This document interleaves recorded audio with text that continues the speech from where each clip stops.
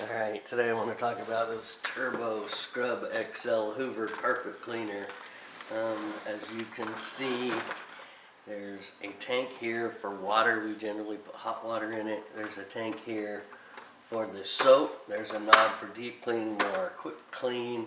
That's the on-off switch.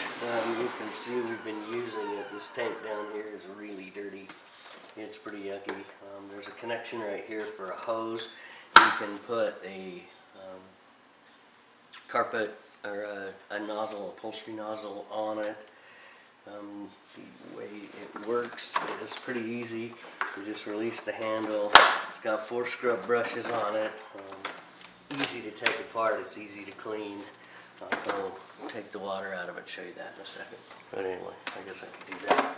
Anyway, take that tank off. Take this, clean it back, pull this tank out of it, and then unplug it, take it, turn it over. There's a way to take them off. There's also a way to take this off and clean it out. You can see it's got a little bit of fur in it. Okay, yeah, sorry. I'll show you how to take the brushes out. This has got a push button that releases.